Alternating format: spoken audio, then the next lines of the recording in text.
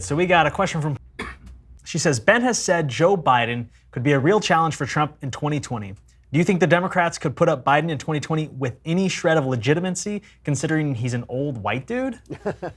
So yes, because the Democrats have no standards whatsoever. So of course. I've always disagreed with you about this. So I just don't think Biden is a true presidential candidate. I mean, that may very well be the case. I mean, he's got a bad record in prior races.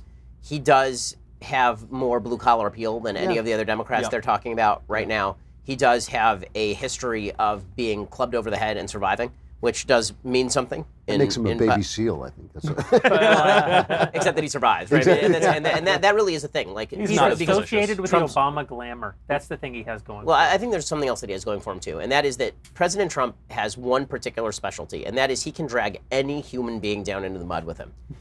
If you're already covered in mud, it's actually a benefit.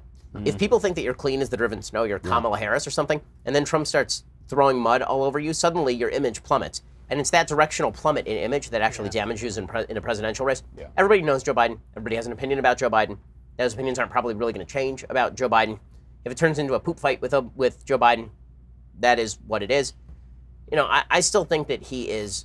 I think he's more of a threat than Kamala Harris. I think he's more of a threat than Elizabeth Warren in some ways. Certainly more of a threat than Elizabeth Warren. Kamala Harris worries me a little bit. She worries me. Yeah. I'm more worried about Warren than Harris. Really? Yeah, I don't believe that you can put the Obama coalition back together. I think they may run Kamala Harris because they think that you can, but I just don't think it floats. Whereas I think Elizabeth Warren, who is pretty canny, she's not dumb, she will tack to the Bernie Sanders populist position in the party. And I think that can be very successful for her. I mean, I think Bernie Sanders may have been elected president if Hillary Clinton hadn't literally stolen the election. And I don't think Harris can make as credible a play for that sort of populist wing of the Democrat Party. I think we're seeing something else too, and that is the intersectional shtick does not work in Ohio. It doesn't work in Florida. It doesn't work in a lot of the states that are actual battleground states. I think it's getting old too. I think it's had its shot.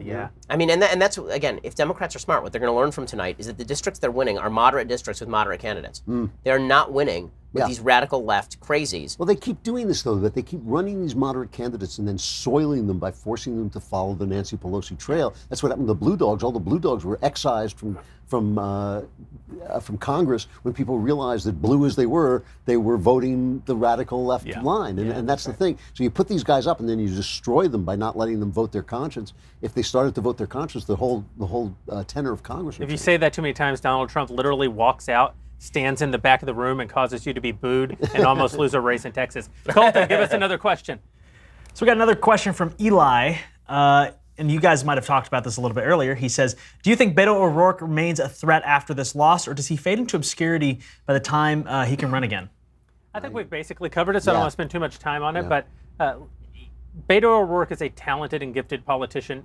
He is a threat. I don't think that he disappears. I don't think any of us think that he disappears. Is he a contender for the presidency? I mean, we'll see. They're going to start running people in about 6 minutes from now. Well, there's a lot of political future for a guy like Beto. Because the other thing that Democrats do that Republicans don't do is that you can run for office from one state, disappear for a few years, show up from an entirely different state and run for office again.